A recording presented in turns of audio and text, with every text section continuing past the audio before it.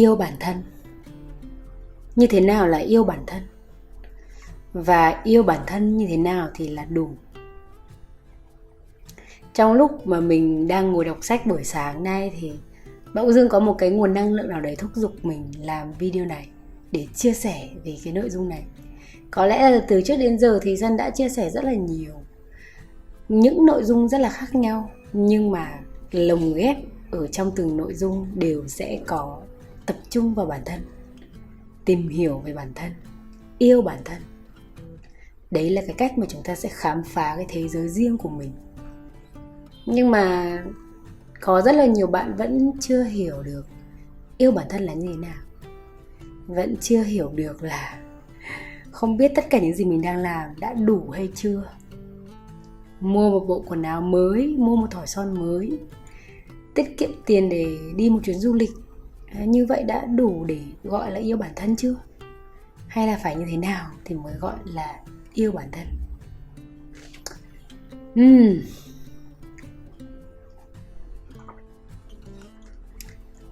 Uống trà tâm tình lần này của chúng ta thì cũng vẫn là những cái giây phút sâu lắng để có thể cùng nhau nhìn nhận lại cái cuộc sống hiện tại của chúng ta một cách thực tế nhất. Có phải là thỉnh thoảng bạn vẫn cảm thấy là mình bị overthinking, bị suy nghĩ quá nhiều về một vấn đề gì đấy?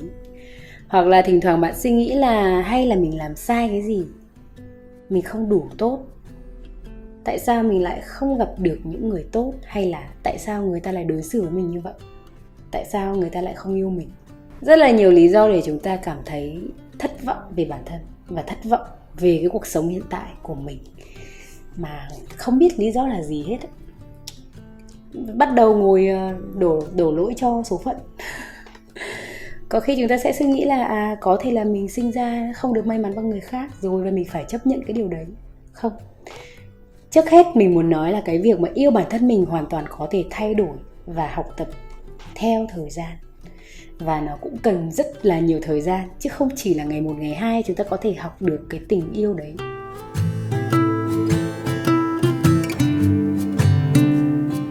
Chúng ta nghe rất là nhiều về những câu nói như là phải yêu bản thân mình trước mới có thể yêu người khác. Hãy tập trung vào bản thân mình rồi người khác mới có thể yêu bạn. Những câu đấy nó không có gì sai, nó rất là đúng. Chỉ là chúng ta chỉ nghe như vậy thôi, còn chúng ta không biết là yêu bản thân là như thế nào. Có thể nhiều cô gái sinh ra thì đã có những cái may mắn là ngay từ bé đã được yêu thương và đã hiểu được là mình nên được đối xử như thế nào và mình xứng đáng với một cuộc sống như thế nào. Nhưng mà không phải tất cả mọi người đều như vậy. Có phải bạn đang gặp rất là nhiều rắc rối với những mối quan hệ xung quanh không? Đặc biệt là mối quan hệ về tình cảm. Bạn cảm giác là mình cho đi rất là nhiều nhưng mà không nhận lại được bao nhiêu hết. Bạn cảm giác là mình dành hết những cái tình cảm của mình, cái sự chân thành của mình, cái sự quan tâm của mình cho một chàng trai nào đấy, cho một người đàn ông nào đấy mà bạn rất là ngưỡng mộ họ, bạn muốn họ trở thành một người đồng hành cùng với mình trong tương lai dài. Nhưng mà tất cả những gì bạn nhận được là cái sự thờ ơ hoặc là những cái tín hiệu không rõ ràng. Bạn luôn cảm thấy mình đang cố gắng làm vừa lòng mọi người. Bạn đến công ty, bạn vui vẻ cởi mở, có thể tận tình giúp đỡ mọi người tất cả mọi thứ mà họ yêu cầu. Nhưng mà bạn luôn luôn không cảm thấy vừa lòng với chính mình. Nó cũng có lý do cả thôi, và chúng ta cần phải đi tìm được cái lý do đấy là gì. Mình tin chắc là cái việc mà chúng ta hiểu về việc yêu thương bản thân mình, nó sẽ trả lời cho gần như toàn bộ tất cả những câu hỏi xung quanh cuộc sống của chúng ta luôn. Tại sao chúng ta lại suy nghĩ nhiều như vậy? Tại sao chúng ta lại đang mắc kẹt trong một mối quan hệ đấy? Tại sao chúng ta lại phải cố gắng chờ đợi một ai đấy? Tại sao chúng ta lại phải tiếp tục những cái gì mà nó là cái mớ bong bong này? Có rất là nhiều thứ để chúng ta có thể giải quyết chỉ đơn thuần bằng việc yêu thương chính bản thân mình. Nếu như mà mình có thể dành một lời khuyên cho một ai đấy để cái lời khuyên đấy có thể đi cùng bạn suốt cả cuộc đời, thì đấy chắc chắn là việc tạo cái mối quan hệ với chính bản thân mình, coi trọng cái mối quan hệ với chính bản thân mình và xem như đấy là cái mối quan hệ quan trọng nhất trong cuộc đời của bạn. Đấy chính là mối quan hệ với chính bản thân mình. Bạn đã lắng nghe bản thân mình đủ chưa? Bạn có biết tiêu chuẩn của bạn trong tình yêu là gì không? Bạn cần một người đàn ông như thế nào trong tình yêu? Bạn cần một người chăm sóc, lo lắng, bảo vệ, một người đàn ông thực sự, hay là bạn cần một người mà bạn phải theo đuổi người ta, phải làm hết mọi thứ vì người ta, cuối cùng không nhận lại được gì? Bạn cần điều gì trong tình yêu? Bạn cần điều gì trong một mối quan hệ bạn bè? Một người bạn chỉ đến khi mà người ta buồn, còn khi vui thì chạy đi đâu mất, không bao giờ thèm nhớ đến bạn. Bạn cần một người như thế nào? Bạn cần những ai trong cuộc sống? Bạn cần điều gì? Bạn cần số lượng follower rất là nhiều, bạn cần những bức ảnh với rất là nhiều like, nhiều comment. Bạn cần ngày sinh nhật với rất là nhiều lời chúc ở trên mạng. Hay là bạn cần những người sẵn sàng ở bên cạnh bạn, cùng nhau thổi nến? Bạn cần điều gì? Có bao giờ bạn tự hỏi những cái điều đấy chưa? Khi mà bạn cảm giác mọi thứ không ổn ấy, thì đúng là nó đang không ổn thật. Và cần thời gian để chúng ta có thể nhìn nhận lại mọi thứ, để có thể biến bản thân mình trở nên một bước mới ở việc nhận thức về vấn đề đấy và hiểu về vấn đề đấy. Nghe có vẻ hơi trừu tượng đúng không? Đúng vậy, những thứ mà nó cần phải hiểu về cốt lõi thì không thể nào mà gạch ba gạch đầu dòng để nói các bạn là mày làm cái này cái kia đi thì mày sẽ hiểu về bản thân mình.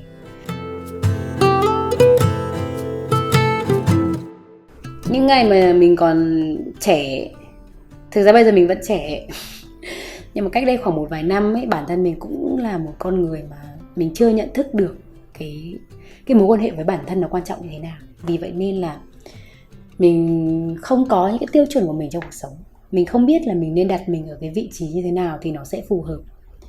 Mình không biết là người khác nên đối xử với mình như thế nào. Vì vậy nên mình cũng gặp rất là nhiều những cái đau khổ, rất là nhiều những cái buồn phiền. Và chính nhờ những cái điều đấy thì bây giờ mình đã mạnh mẽ hơn rất là nhiều và nhận ra được rất là nhiều những cái giá trị trong cuộc sống. Có thể nhiều bạn rất là nóng vội và các bạn muốn là hãy chỉ cho tôi những cái cách cụ thể đi. Tôi cần những cái cách cụ thể 1, 2, 3, 4, 5, 6. Thực ra thì những cái việc 1, 2, 3, 4, 5, 6 đó nó có thể giúp các bạn ở một cái thời gian ngắn hạn. Nó không có giá trị lâu dài nếu như các bạn không thực sự hiểu về cái giá trị cốt lõi của vấn đề là gì. Vậy rốt cuộc yêu bản thân là như thế nào? Và phải làm như thế nào để yêu bản thân mình đủ? Rất là khó để chúng ta có thể đúc kết được cái việc yêu bản thân chỉ qua 1 hay 2 câu. Tuy nhiên thì bản thân mình đã rút ra được một cái nguyên tắc riêng cho chính mình. Yêu bản thân chính là việc cho và nhận. Khi mà chúng ta đã biết được giá trị của mình, chúng ta sẽ biết cách cho đi như thế nào và nhận lại những cái gì nó xứng đáng. Người ta đã bảo là nếu như bạn không có tình yêu thì bạn sẽ không thể nào cho đi tình yêu được. Bạn không yêu bản thân mình thì bạn sẽ không thể yêu người khác. Và đấy đúng là một cái điều nó thực tế vô cùng. Đôi khi chúng ta không nhận ra điều đấy, hoặc là chúng ta không hiểu rõ về điều đấy. Mình có thể lấy ví dụ một người mà người ta không yêu bản thân mình. Vậy thì khi mà chúng ta có một hành động yêu thương người khác, nó dựa trên việc chúng ta cần tình yêu của họ, chúng ta cần cái sự quan tâm của họ, chứ không phải chúng ta yêu họ vì chúng ta muốn được ở bên cạnh họ, chúng ta muốn được chia sẻ tình yêu với họ. Nó khác nhau, nó là hai phạm trù rất là khác nhau. Nếu chúng ta đã có sẵn tình yêu ở trong người rồi, chúng ta sẽ cho đi mà không cần phải nhận lại. Còn chúng ta không có, vì vậy nên chúng ta cho đi với một cái mong cầu là mình phải được nhận lại. Và điều đấy nó đưa đến sự đau khổ. Có nhiều người bảo là vậy thì em cứ cho đi một người mà người ta không bao giờ cho em lại. Vậy thì đấy là một cái sự hy sinh vô ích và em cứ tiếp tục làm như vậy sao? Chúng ta lại nhắc đến việc cách nhận. Ở đây chúng ta sẽ biết được cái giới hạn của bản thân mình. Chúng ta có tiêu chuẩn, và nếu như người đấy không phù hợp với cuộc sống của mình, mối quan hệ đấy nó không đúng với những gì bạn mong muốn, vậy thì việc chúng ta cần làm đấy chính là ra đi để có thể tìm kiếm cái mối quan hệ phù hợp với mình, chứ không phải là chúng ta bắt buộc người kia phải cho lại. Chúng ta không bắt buộc ai phải cho lại. Mọi thứ nên đến từ cái sự tình nguyện, sự tự nguyện. Tình yêu là sự tự nguyện, Chứ không phải là ngày hôm nay tao buồn mày phải đi cà phê với tao đi, hay là em cần chiếc túi Chanel đắt tiền kia kìa, anh phải mua cho em cái túi đấy. Chúng ta cần phải thu hút những người mà chúng ta muốn. Và điều đấy nó bắt đầu từ việc chúng ta hiểu bản thân mình để biết được là mình là ai và mình sẽ thu hút những người như thế nào. Mình cho đi điều gì, mình phát ra tín hiệu gì để nhận lại những cái điều gì. Có một câu nói của Thiền sư Thích Nhất Hạnh, một người thầy mà gọi là soi sáng cho mình rất là nhiều. Và mình xem những câu nói của thầy là cái kim chỉ nam trong cuộc sống của mình để tự nhắc nhở bản thân mình. Tại vì đôi lúc mình cũng yếu lòng, đôi lúc mình cũng quên mất cái giá trị của mình, đôi lúc mình cũng lạc lối. Đấy là một cái câu nói về tình yêu của Thiền sư Thích Nhất Hạnh. When you love someone, the best thing you can offer is your presence. How can you love if you are not there? Khi bạn yêu một ai đó thì điều tuyệt vời nhất bạn có thể dành cho người đấy, đấy chính là sự có mặt của bạn. Làm sao bạn yêu được khi bạn không ở đấy? Sự có mặt đấy là gì? Sự có mặt đấy là cái việc mà chúng ta đang tồn tại trong cuộc sống của nhau, và chúng ta dành cho nhau những cái tình yêu thương, cái sự chân thành, cái sự quan tâm. Sự có mặt của mình trong cái khoảnh khắc mà người kia cần. Chứ không phải là yêu nên là anh phải mua hàng hiệu cho em, anh phải mua xe xịn, tất cả mọi thứ. Nếu như đấy là những thứ bạn cần thì bạn nên gặp những người mà người ta tự nguyện cho bạn những cái đấy. Cái sự tồn tại, cái sự có mặt của bạn trong mối quan hệ đấy nó đã là một món quà. Và đấy cũng là một món quà tuyệt vời nhất dành cho người đấy rồi. Đôi khi chúng ta lại không hiểu cái điều đấy. Chúng ta không hiểu cái giá trị lớn nhất của mình đến như vậy.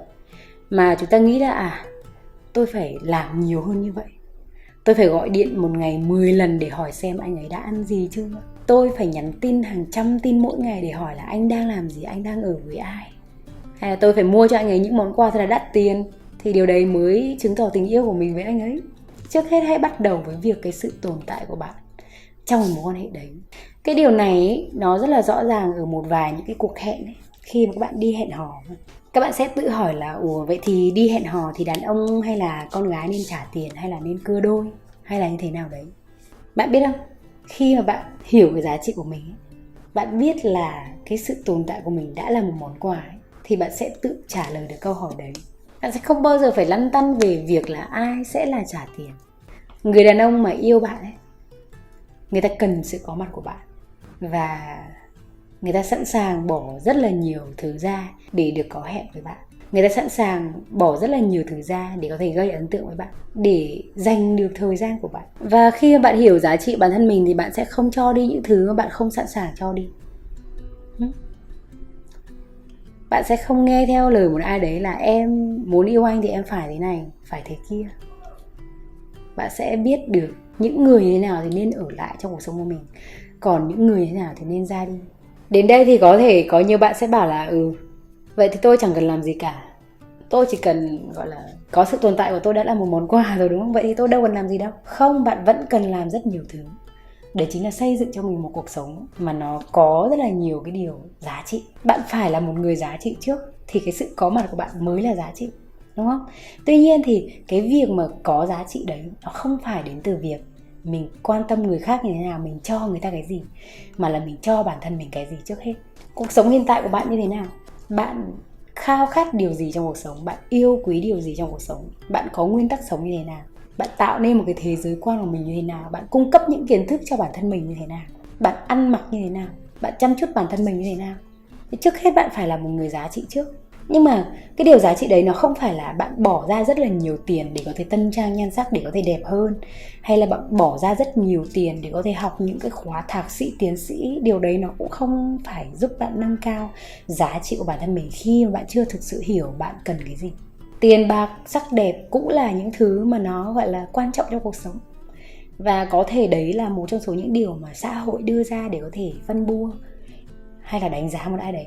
Không phải là những cô gái không có tiền hay là không có nhan sắc thì không có giá trị. Mình đã nói ngay từ đầu là giá trị nó đến từ cái tâm hồn của bạn cơ, cái suy nghĩ của bạn, cái con người, cái nhân phẩm của bạn, cái tính cách của bạn. Đó mới là những điều quan trọng nhất. Và những người ở cùng tần số hiểu giá trị của bạn thì người ta sẽ hiểu bạn qua cái con người của bạn, chứ không phải là qua những gì show off ở bên ngoài không. Chúng ta vẫn có thể ăn mặc đẹp, lịch sự mà không cần phải mua những món đồ đắt tiền. Chúng ta vẫn có thể chăm sóc cho bản thân, trông mình có vẻ sạch sẽ thơm tho mà không cần phải sức những loại nước hoa đắt tiền. Chúng ta hoàn toàn có thể ăn nói nhẹ nhàng, ngọt ngào, lịch sự, biết giữ bình tĩnh khi tức giận mà không cần tốn một đồng nào. Chúng ta phải trở thành một người giá trị trước con người của mình ở thời điểm hiện tại, biết mình thiếu những cái gì để có thể từ từ hoàn thiện nó. Và các bạn cũng đừng cố để đi tìm cái sự hoàn hảo, không có ai hoàn hảo cả. Và bản thân những cái điểm gọi là khuyết điểm của bạn nó lại là một cái điểm đặc biệt, nó lại là một cái điều thú vị.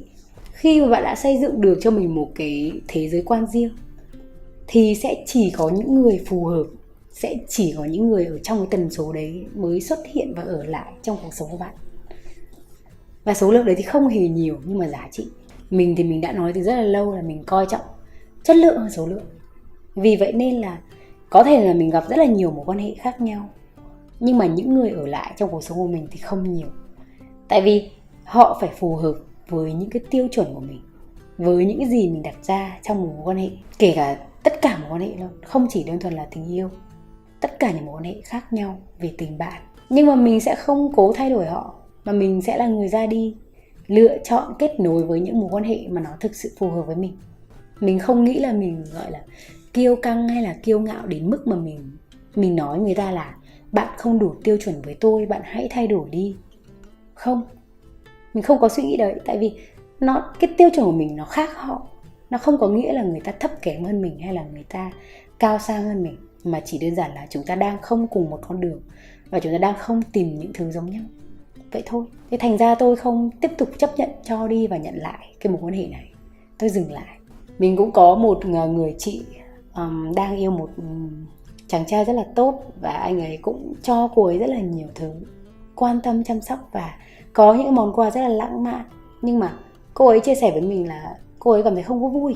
Không hiểu vì sao, cảm giác là mọi thứ kiểu too good to be true, có nghĩa là mọi thứ quá tuyệt vời đến mức độ là cảm giác nó không thật. Thì mình mới nói với cô ấy là do chị không hiểu giá trị của mình và do chị không biết cách nhận. Chị hoàn toàn xứng đáng nhận được những cái điều đấy. Khi mà chúng ta cảm nhận rằng chúng ta không xứng đáng, chúng ta sẽ có cảm giác tội lỗi. Mình cần phải chia tiền sòng phẳng để thể hiện ra bản thân mình cũng có giá trị này nọ. Nhưng mà thực ra khi mà chúng ta đã hiểu được giá trị của mình và biết mình xứng đáng nhận được điều đấy thì mọi thứ nó trở nên là một điều đương nhiên. Và mình vui vẻ, trân trọng những cái điều đấy, chứ không có cái cảm giác tội lỗi. Đấy là cái cách nhận. Mình không biết là liệu video này có quá dài không, nhưng mà mình không muốn là video này nó cần phải có kịch bản hay là gì cả, mà mình muốn chia sẻ thật thực tế về một cái vấn đề và về tất cả những gì mình suy nghĩ về cái vấn đề đấy. Ngày nay cuộc sống quá vội vã và mọi thứ thì đang đi rất là nhanh. Công nghệ phát triển, con người chúng ta quên cái cách viết thư tình rồi, thay vào đấy thì là nhắn tin, gọi điện. Mọi thứ trở nên đơn giản hơn, con người kết nối với nhau đơn giản hơn, con người ta dễ dàng coi nhẹ tình cảm hơn. Nhưng mà nếu như chúng ta vẫn giữ nguyên những cái giá trị của bản thân mình và biết mình xứng đáng với điều gì, thì cuộc sống gần như nó sẽ trôi chậm lại một chút, sống chậm lại một chút để yêu thương nhiều hơn, là như vậy. Khi mà chúng ta yêu thương bản thân mình đủ thì chúng ta phải chấp nhận cái việc mà có rất là nhiều người đến với cuộc sống của mình, nhưng mà rồi họ cũng sẽ ra đi nếu như họ không hiểu được cái giá trị của mình. Nhưng mà điều đấy nó sẽ tuyệt vời hơn khi mà chúng ta sàng lọc được những cái người thực sự tuyệt vời bước vào cuộc sống của mình, đúng không? Mình biết là sau cái video này thì không thể nào mà bạn sẽ hiểu ngay được việc yêu bản thân là gì. Lời khuyên của mình đấy là gì? Lời khuyên của mình đấy chính là các bạn hãy cứ ngu ngơ, cứ ngu ngốc và cứ lao vào tình yêu. Tại vì qua những cái đau khổ đấy các bạn mới nhận ra được bản thân mình xứng đáng với điều gì. Chúng ta cần phải thực sự đau khổ, thực sự yêu một ai đấy điên cuồng để nhìn nhận được cái sự lạnh lùng của họ, để biết được là mình phải quay trở về và yêu thương bản thân mình. Thì lúc đấy bạn mới thực sự nghiêm túc với cái điều đấy. Bạn không muốn mình tiếp tục đau khổ, bạn muốn mình có một cuộc sống hạnh phúc hơn, bạn khao khát cái điều đấy, thì tự động bản thân bạn sẽ quay trở về và làm lành chính mình. Chúng ta không cần phải vội vàng đến vậy. Và thực chất ấy, những cái kinh nghiệm trong cuộc sống ấy nó không đến từ việc xem một cái video, đọc một cuốn sách hay là gặp gỡ và nói chuyện với một ai đấy, mà là chính bản thân bạn phải là người trải qua những cái nỗi đau đấy. Chính bản thân bạn phải là người tự mình thức tỉnh qua những cái gì mà mình trải qua. Còn nếu không á, chúng ta có thể nhớ ngày 1, ngày 2. Ngày hôm nay Xuân bảo là phải yêu bản thân mình, Xuân bảo là phải biết cách cho đi và cách nhận lại. Nhưng mà bạn đâu biết được một cách cụ thể là mình nên như thế nào, đúng không? Hoặc là mặc dù bạn nhớ là như vậy, nhưng mà ngày hôm sau bạn vẫn thấy một ai đấy đẹp trai, bạn vẫn ra sức theo đuổi người ta, bạn không hiểu giá trị của mình ở đâu. Biết về một chuyện là chưa đủ. Chúng ta biết rằng đọc sách sẽ rất là tốt đấy, nhưng mà các bạn không bắt đầu đọc, không đọc nhiều và không nhận ra được tinh túy của nó thì chúng ta sẽ không bao giờ hiểu được giá trị của việc đọc sách là gì. Nếu như có một cái lời khuyên mà nó chân thành nhất và nó gần gũi nhất để cho chúng ta bắt đầu với việc yêu thương bản thân mình ở thời điểm hiện tại, đấy chính là hãy dành thời gian cho bản thân. Hãy dành thời gian cho bản thân để làm những điều bạn thích và khiến cuộc sống của chúng ta trở nên tốt đẹp hơn. Ví dụ như việc nếu như bạn muốn đăng ký một lớp học thiền, học yoga, hãy đăng ký để học. Nếu như các bạn muốn tìm thêm nhiều cuốn sách để đọc, hãy làm như vậy. Nếu như các bạn muốn dành thời gian cho bản thân mình để chỉ đơn thuần là tập trung vào công việc, nghe nhạc, thì hãy làm như vậy. Từ cái suy nghĩ mà bạn mong muốn cuộc sống này dành cho bản thân mình trước tiên, bạn sẽ biết cách để có thể ưu tiên cái nhu cầu của mình lên đầu tiên. Các bạn sẽ biết được cách mình dành thời gian cho những điều nó thực sự có ý nghĩa. Và từ đấy thì mình sẽ bớt bận tâm đến những điều mà nó thực sự không có giá trị trong cuộc sống. Chúng ta sẽ biết cách để có thể dừng lại những cái mối quan hệ tiêu cực. Tại vì tất cả những gì chúng ta cần để dừng lại một mối quan hệ đấy chính là say no. Chúng ta sẽ biết say no, nói không với những cái thứ mà nó không thực sự giúp cuộc sống của chúng ta trở nên tốt đẹp hơn, mà nó khiến chúng ta đau đầu mệt mỏi, suy nghĩ rất là nhiều. Mình biết là các bạn biết những cái mối quan hệ đấy, các bạn biết là yêu cái người đấy là không tốt, ở bên cạnh người đấy là không tốt, nhưng mà các bạn không biết cách để say no. Các bạn cứ hỏi là chị ơi bây giờ em phải làm như thế nào để vượt qua cái chuyện đấy, hay là mình phải làm như thế nào để có thể khiến mọi thứ tốt đẹp hơn. Nhưng tất cả những gì bạn cần làm đấy chính là say no, là tạm biệt, là dừng lại, là bước đi. Thì nói chung là ngày hôm nay tâm sự với các bạn một chút như vậy thôi. Cũng không hẳn là mình muốn giải quyết vấn đề cho các bạn, mà mình muốn chia sẻ những cái suy nghĩ của bản thân mình về việc yêu thương bản thân là như thế nào. Và chúng ta cần thời gian rất là nhiều, nhưng mà hãy bắt đầu vào việc dành thời gian cho chính mình, tập trung vào chính mình, đặt ra những cái giới hạn và những cái tiêu chuẩn của bản thân mình để biết được cách cho đi và cách nhận lại như thế nào. Thì đấy là những điều mà quan trọng nhất chúng ta cần phải khắc sâu vào trong cái suy nghĩ, trong cái tư duy của mình. Và không phải là bạn sinh ra là một người gọi là xinh đẹp hay là giàu có thì bạn mới là người có giá trị, mà nó đến từ cái giá trị tâm hồn của mỗi người. Hãy nhớ rõ cái điều đấy. Có thể là trong thời gian tới thì mình sẽ chia sẻ kỹ hơn về những cái tip nhỏ hơn về tình yêu, về các mối quan hệ, về cách giao tiếp hay là những thứ để chăm sóc bản thân. Thì chúng ta sẽ có những điều đấy. Nhưng mà trước hết chúng ta phải thay đổi tư duy của mình trước về cái việc yêu bản thân mình là như thế nào. Thay đổi tư duy của mình trước ha. Cảm ơn mọi người đã dành thời gian tâm sự cùng với Sun ngày hôm nay. Thực sự là rất vui vì chúng ta đã đi với nhau một chặng đường dài như vậy rồi. Phải có duyên lắm chúng ta mới có thể ở bên cạnh nhau lâu như vậy. Nếu như mọi người không đón nhận những điều này cũng không sao hết. Tại vì bản thân mình muốn được gần hơn với những người có cùng tần số với mình và muốn chia sẻ những điều mình cảm thấy có giá trị. Chứ mình sẽ không cố gắng trở thành tắc kè hoa, trở thành một người gọi là làm hết cái này cái kia để gây hứng thú với người khác. Mình không phải là một người như vậy, mà mình sẽ tiếp tục chia sẻ những thứ mang tính chất cốt lõi và nó mang đến giá trị hạnh phúc thực sự trong cuộc sống. Cảm ơn mọi người rất nhiều. Chúng ta sẽ gặp lại nhau trong những video tới nhé.